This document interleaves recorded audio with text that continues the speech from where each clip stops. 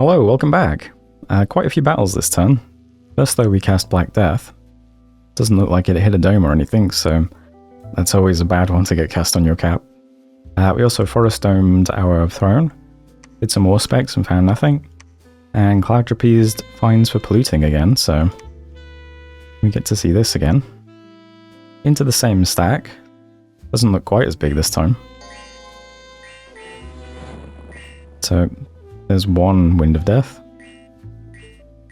We get slightly unlucky here because, yeah, we're fine and then we get hit once by a unicorn horn or something. And we actually end up picking up a Never Healing Wound, which is a bit of a shame. I could cast Mistform on turn 1 to make sure everything we get hit by does 1 damage, but I mean, if you cast Mistform, then that's one less cast of Wind of Death, right? In this case, we did cast it twice again, so not bad. Killed another 67 things, so another 18 Knights of Avalon is pretty good. 90 gold each. Yeah, not bad. Also a battle in Isurian. I think this is just Wraithlord stuff. Well, the last one was also Wraithlord stuff, but a bit special. These are just the regular Wraithlords now, hitting things. I don't think they have too many problems. This guy also picked up a Never Healing Wound, unfortunately.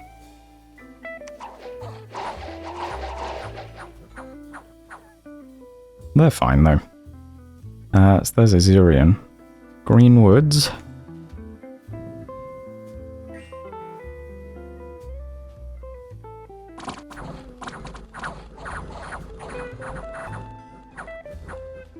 Bit simpler. Nothing but, what, militias and heavy infantries here or something? So, that's fine as well. Battle in Chillad Caverns then. So, I moved the Wraithlord here, just in case Agartha attacked with his mercenaries, which he did. So, more Wraithlord stuff. This is Magic Being Illegalizer, I believe, yeah. What's your ability again? Iron Will. It's a pretty good one for him. Clear out most of these mercenaries. So, good stuff. 45 of them. Shame we didn't get the leader. And also Searing Sands, which was what? Oh, another Wraithlord. Okay. We got a lot of these. This is the axe guy. Okay. There's about to be more of them as well, because yeah, some of the guys underwater have been freed up. Since we stormed Stormy Deep. So there's a little bit of stuff in here, but nothing too spectacular.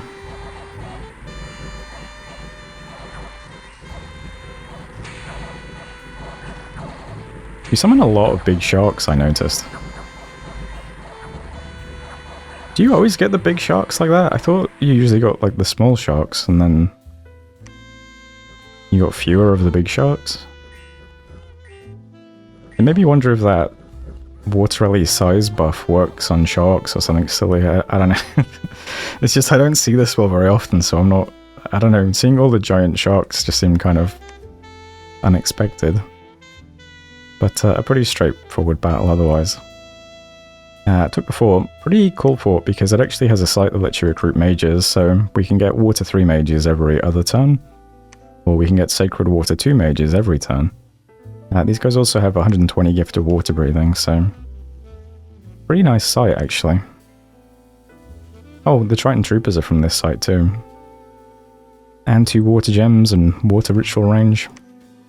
Pretty good, so I'm queuing up a Water 3 guy every month until we get the temple. And also some Triton Troopers, why not? Events then. A legendary gold nugget, almost 1300 gold. And this is a great event. One of your commanders has caught a frog in the swamp and is keeping it as a pet. Frog joined. Yep, there it is. So, yeah, there's a frog. I'm not sure which commander that was, because, yeah, can't see any commanders. No idea. White Forest got attacked by Frost Fiends. Fortress in Salt Plains is finished. We can upgrade this to a castle though, so I guess I'll keep going. Izurian is unharmed. Yeah, apparently I landed on a fort. I don't remember doing that, but okay. Agartha is still undamaged, so... Yeah, we're doing 677 siege damage now. Maybe we'll get through the wall, the enchantment soon. That would be nice. Scout died from a disease, and Abyssia has been vanquished. Oh yeah, did I watch this? Yeah, man also summoned Abyssia's cat, but there's not really much to see, to be honest. It's pretty empty. It's actually empty, so farewell to Abyssia. 20 terabytes of soy jacks. And that's it for messages. So yeah, that frees up this stack, although I don't think we're super afraid of man's stacks at the moment, to be honest. We seem to be whittling them down quite well. So let's continue with that. So underground, we are still just sat on Agartha. It's somehow up to 7 dark candles. I don't know how. That seems insane to me. I have temples in these two provinces. With Dominion 13, there's 3 H3s on Agartha preaching. Agartha has 2 temples, and like at best he has what? His god and his prophet? Oh, I guess he can recruit H3s, right? Oh, maybe there's a bunch of H3s preaching in there actually. That makes more sense. But still, pretty crazy Dominion for a guy who's, you know, not exactly swimming in provinces. But yeah, we'll keep sieging. It should break open soon. It says unharmed because, undamaged. Because there's an enchantment on the walls. So we're not damaging the walls yet, we're only damaging the enchantment. But once the enchantment, you know, is done, I mean, it should open immediately, I would think, but who knows. Yeah, it's a shame to not have our Dominion here though, because we're not going to have any Gift of Health hit points, unfortunately. Why is there a scout just hiding waiting here? I should have moved him, oh well. I'm going to move Magic Being Illegalizer to Agartha, just in case it breaks open next month. I would like this guy in the Fort Storm, just in case he's useful hitting Agartha's god, which I still don't know what his god is, so yeah. And the other arrows are just still moving units on to improve siege strength a bit every turn. So there's always a few things moving over. That's it for underground, although I did notice that man's stack here is right next to our Mines of Despair. So our Mines for Polluting is going to be cloud trapezing onto this stack this time. I think this should work even better for us because it's underground, so everything has a penalty to hit us. So we might get 3 casts off if we're lucky, if nothing hits us. But we'll see. The Kushis probably have dark vision, right? Yeah, well, a little bit of it. But still, we'll hit this with Wind of Death this turn. Seems like it might be pretty vulnerable because it looks like it's mostly longbows, so I imagine they die quite easily to the +2 penetration Wind of Death spam. We'll see. Otherwise, we're still just moving stacks of units over towards Salt Plains, so we'll put together an army there shortly that can attack Forest of Pine, since who knows how long it's going to take for the Agartha army to finish. No idea. It seems to be a while. Underwater, yeah, we took this fort. So the Wraith Lords have been freed up, so 4 of them are just going to hit the coast around here. We currently have 1 in Greenwood attacking Dumna, there's 1 in Searing Sands attacking Yuzid Yazran, there's 1 in Izurian attacking Comsath. So that's 7 provinces getting attacked by Wraith Lords this turn. Not all of them are amazingly geared, but should be enough to take out some PD or a bunch of militias. But if anything goes wrong, it doesn't matter because they're immortal anyway, so that's fine. And currently our Harvester of Sorrows is in Venna, just moving to Forest of Pine. Might just move back and forth or something, I'm not sure. Could move to Man for a bit, and then we can just bounce him between forts, just trying to disease things every turn. Just to be annoying. Seems like a good idea. And besides that, you may have noticed I have no gems this month. I alchemized a lot of gems into water gems, so that Bethusma can cast Vengeful Water with quite an overcast. I don't remember how much exactly, but you know, there's definitely some overcast in there. So hopefully Vengeful Water goes up with no problems. And that will be very nice for us, I think. Although we don't have a lot of aggressive Dominion at the moment. A little bit underwater versus Nabar, but our Dominion is mostly stacked defensively. That might change a bit if we keep burning down temples, because, I mean, we burned down a temple this month belonging to Man, but he doesn't really have many unforted temples, though, it must be said. In fact, it looks like all of his temples are in forts. What is his Dominion, actually?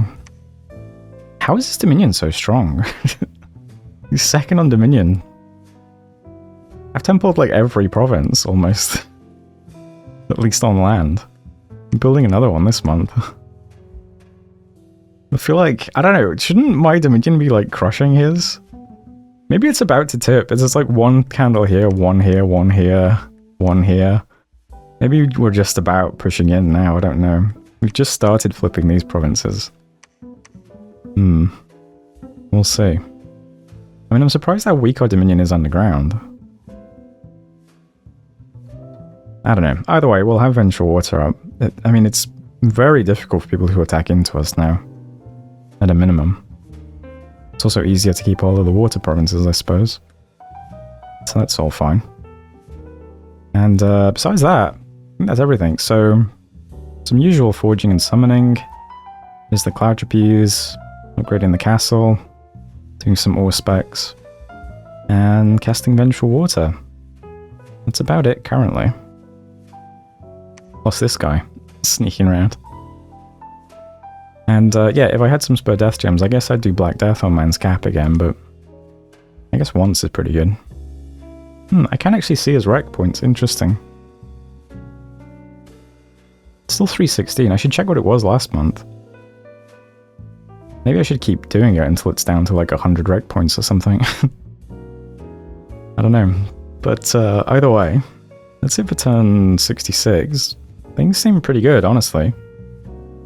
But, well, I guess we'll see what happens next turn. Thanks for watching. I'll see you then. Hello, welcome back. Lots of green flags this turn, which is, you know, nice to see. We got some construction research done. This does actually give us Juggernaut construction, which I have never used before, but seems like it might be pretty good for us, actually. We have a caster that can do it. It gives you a unit that spreads Dominion, which seems like it might be quite good for us, actually. 25 pearls? We can give it a go next time we have 25 pearls.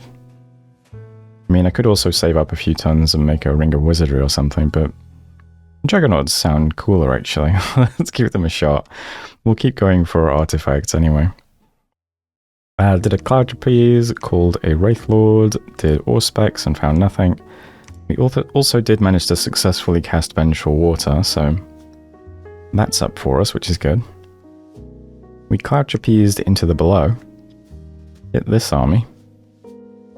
So quite a few mages, lots of longbows, a couple of Kushis, and Knights of Avalon. There's one Wind of Death. Does actually hit at least one mage this time, which is nice. Usual business otherwise. Everybody dying of decay. We do cast it twice, I believe, yep. And then, I'm slightly nervous about this guy now. He randomly gets hit for 11 damage by an arrow. Which, I don't know, I just don't really expect that to happen. I thought he'd be super safe here. So especially in a cave. What's your precision on the ground? Oh, -3, but it has 3 experience, so the same as usual. Okay, well, I guess the cave didn't affect them that much. The decay certainly affects them quite a lot, though, so... Ah, fantastic. What a busted spell. So there's the below. Cleared out another 128 things, including 3 Mothers of Avalon. So that's 900 gold. And a Logrian Wise Man, which is another 125 gold. So pretty good. This army then moved into Mines of Despair. And as you can see, it's certainly a lot smaller now. Most of the longbows have been cleared out, which means the mages are in the front. And I have 15 points of PD everywhere, so... In fact, there might even be more points of PD in this province, I don't remember. But here's at least 15 PD worth of cavemen now, killing more mages. Pretty good.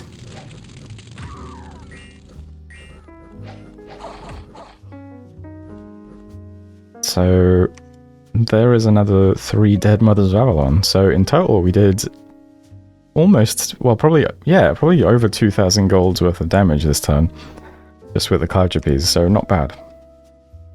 He also moved into Terrace Peaks and took that back, but that's just one of his, like, middle provinces over here. Besides that, it's all us, so... I mean, Wraithlord takes this province, and this province. I think this is a throne where he is also patrolling, which is why there's so much extra stuff here, but... Yeah, even a basic geared Wraithlord is not really put off by all this mundane stuff. It's just too hard to hit him and damage him. And then on top of that, he's got Soul Vortex, so... Yeah. So there's Lyratos, and Comsath, and Lilidor, and Lapintha, and Domna, and Yuzid Yazran. And yeah, then we start seeing water elemental assassinations from Vengeful Water. That mostly hits Nabar this month. So we kill a Wizard of High Magics and a Mukarib. And then we get killed by a Scout. A disappointing result from this Water Ellie, who heads into a tavern to kill a Scout and gets beaten up by civilians. But, you know, he tried his best. Besides that, some events. We have a Vengeful Monster Boar in Gold Crags, which is interesting spot for a monster boar, I'll be honest. Blue Moss gets attacked by demons. Comberg gets attacked by vampires, so Spine Devils in Blue Moss. Comberg, quite a lot of vampires, 18 plus a count. The Nether, bad rumour. Lost some scouts. Sitting on some forts with Wraithlords. Agartha, the walls are lightly damaged. Okay, we're finally through the enchantment, so that's good. back to trying to damage the actual 1000 strength wall. Great. Currently on 709 siege strength. Some provinces turned into swamps, and people immigrated to Cerulean Sea. And that is it for messages. But here's the map now. Let's look at Underground first. That's nice and simple. Underground, still trying to move some units to Agartha. Still trying to siege Agartha. Besides that, not a lot to see here, it must be said.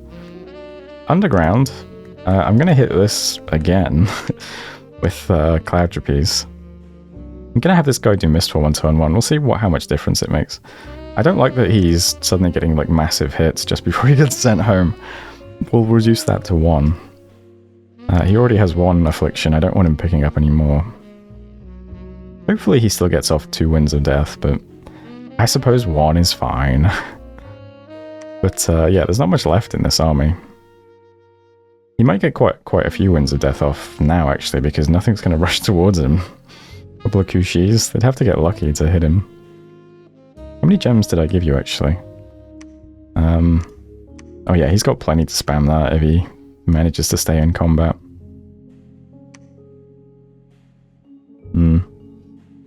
That's the underground situation anyway. In the ocean, mostly just trying to put down temples. So we just need these 3 provinces to get a temple, and then this one. So H3 is moving here to do that. Lizard's moving here to do that. And eventually that H3 needs to claim some thrones, but we need armies over here first. I'm not sure how to get an army up on the shore yet. But I'll try and think of something.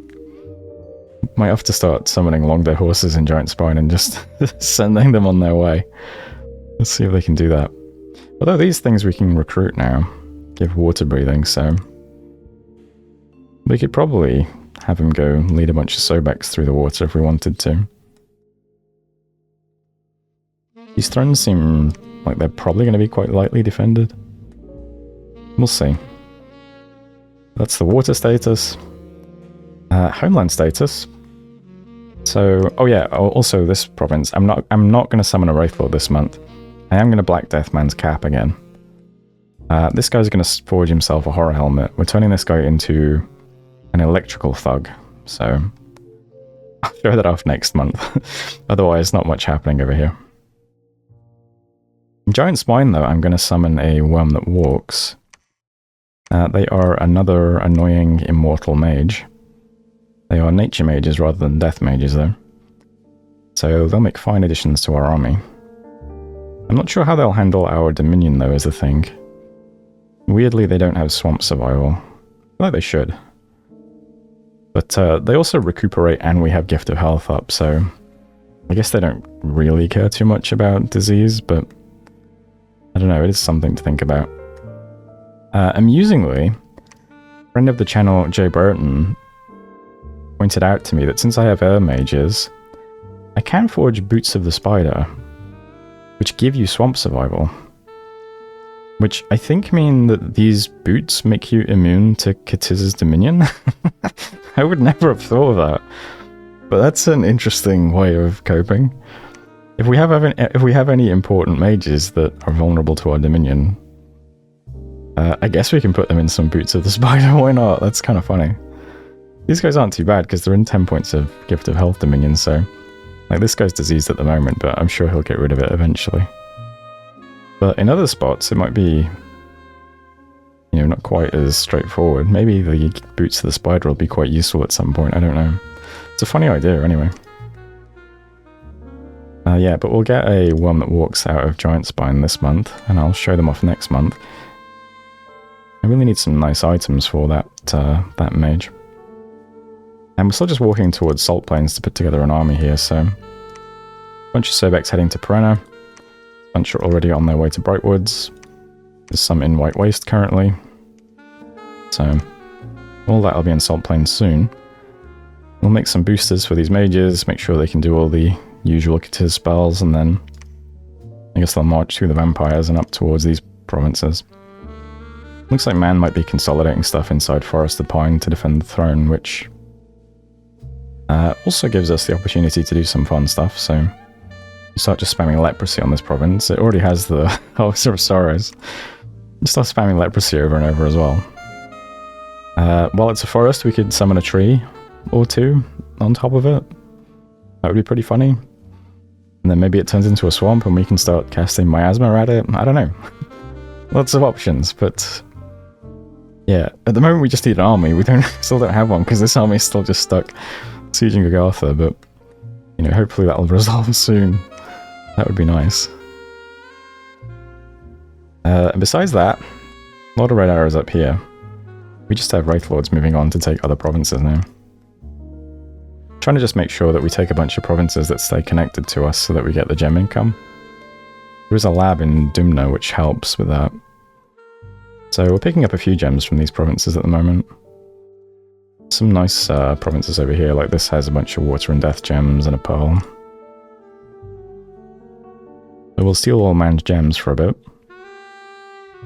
But yeah, can't actually threaten any thrones until they move some army over here. Just not sure what army yet. Other than the Sobeks, who, you know, we're taking a minute. Besides that though, I think that's everything for this month, maybe. So, a bunch of thug items, Badger Pizza as usual, upgrading castle, full Worm That Walks. But everything? Might be. Might be. Don't have enough gems to do a Juggernaut this month, but what is it, 25? So we could probably do one next month. Where's our god? Yeah, why not? Aggressively pushing our Dominion around would be quite useful now that we have Vengeful Water as well. It's already useful to push our Dominion around. And then it's extra useful with Gift of Health, and now Vengeful makes it even more useful, so might as well. But I think that's everything for this turn 67. So I guess I'll leave things there. Last person to take my turn, so I'm always a bit hesitant. I'm gonna ignore this for a second, but maybe our electrical thug can take it. And the main army will walk through the vampires in a turn or two. Alright, ending turn. There's turn 67. So thanks for watching, and I will see you next time.